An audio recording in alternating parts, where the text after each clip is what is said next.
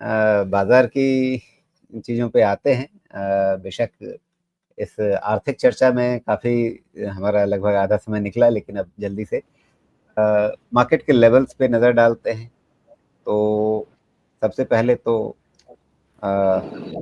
Indices अपने क्या एक गैप अप हमें सोमवार को दिखने वाला है? पोटेंशियली यस राजीव जी, लेकिन वो सस्टेन होगा कि नहीं यही क्वेश्चन है मेरा। अभी अपने आप से ये क्वेश्चन है जिसका आंसर कल ही मिल पाए, मंडे को ही मिल पाएगा। रीज़न ये है कि 24,500 लॉजिकली टूट गया है, लेकिन 24,500 टूटने का मतलब ऐसा नहीं है कि कोई बहुत बड़ा भूचाल सा आ गया है बाजार में। उसके नीचे भी मल्टीपल सपोर्ट्स हैं, बट प्रॉब्लम ये है कि 1000 पॉइंट तक वो सपोर्ट्स नीचे चले जाते हैं कहीं कहीं धीरे धीरे। सो 24,200 पे आएगा, 24,000 पे आएगा, 23,700 टू 800 के रेंज में आएगा। Multiple supports. मार्केट कोई ऐसा नहीं दिखा रहा है कि कोई बहुत बड़ा मेजर फॉल या क्रैश हो। ये मार्केट करेक्शन का नेचर है हमारे मार्केट का। जब करेक्ट करता है तो कंटिन्यूस करेक्ट करता है, और जब राइज होता है तो कंटिन्यूस राइज होता है। ये हमारे मार्केट का नेचर है। इस चीज़ को अगर समझेंगे तो आपका इन्वेस्टमेंट बहुत बेटर होगा। तो इसमें हो ये सकता है कि एक बाउंस बैक हो, चूंकि एफ आई सेलिंग अभी तेज़ी से चल रही है, बिकॉज INR अभी ऑल टाइम लो पे आया हुआ है। ये सब चीज़ें हो सकता है व्यवसाय सस्टेन नहीं करने दें, एंड देयरफॉर हमको वेट मिनिमम एक ही इंडिकेटर लेके वेट करना चाहिए कि एटलीस्ट पहले 20 DA में ठीक से निकल जाए। अगर वो जी। निकल जाता है तो इस बाउंस बैक को माना जा सकता है कि शायद सस्टेन होगा, but before that with a pinch of salt थोड़ा वेट एंड वॉच में ही रहेंगे, और कोई बड़ा डिसीजन क्लोजर टू 24,000 ही लेंगे। ओके।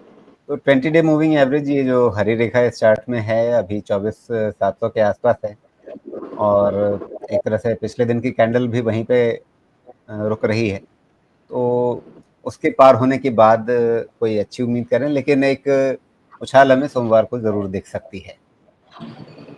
एक ओपनिंग पे दो दिखनी चाहिए, जी। उसके बाद देखेंगे। और वैसे भी एक्सपायरी ख़त्म हो गई है, नया एक्सपायरी शुरू हो रहा है, और इन बिटवीन सितंबर और अक्टूबर बहुत सारे हमारे पास ट्रिगर रहेंगे पॉजिटिव मूवमेंट के। तो जी। मेन ओपन होके देखते हैं कितना सस्टेन होता है नहीं होता है। मेरा ऐसा मानना होगा कि अगर ये 200 DMA को एक बार टेस्ट कर ले, ये पीस ऑफ माइंड देगा, बिकॉज टेक्निकली जो होना चाहिए वो हो जाएगा।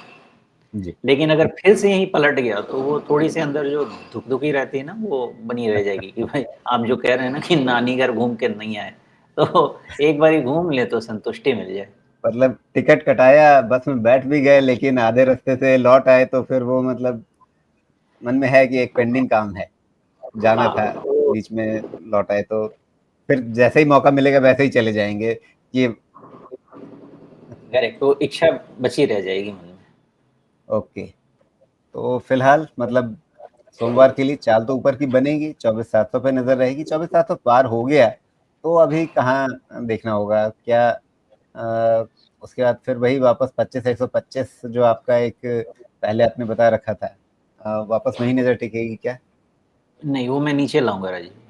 अभी ओके। अ, आज के तारीख में वो क्लोज टू 25,000 आ रहा है, लेकिन ये डेटा मेरे अंदाजे से एक दो दिन में और चेंज होगा। अगर निफ्टी का यहाँ से थोड़ा भी और नीचे लो बन जाता है, मान लेते हैं कि 24,200 या 24,000 की तरफ बन जाता है, बाय एंड लार्ज जो 25,125 था मेरे लिए, वो 25,000 पे आ जाएगा। बिकॉज मुझे भी अर्ली एंट्री ढूंढनी पड़ेगी ना। मैं अब पहले मैं 25,250 का वेट कर रहा था, अभी करता रह जाऊंगा तो डिस्टेंस बहुत बड़ा हो जाएगा। फिर मैंने 25,125 का वेट लगाया, वहाँ तक ओके था। अब जब मार्केट और नीचे आएगा और मेरा वेट 25,125 250 तक चलता रहेगा, तो बहुत सारी चीज़ें छूट जाएंगी।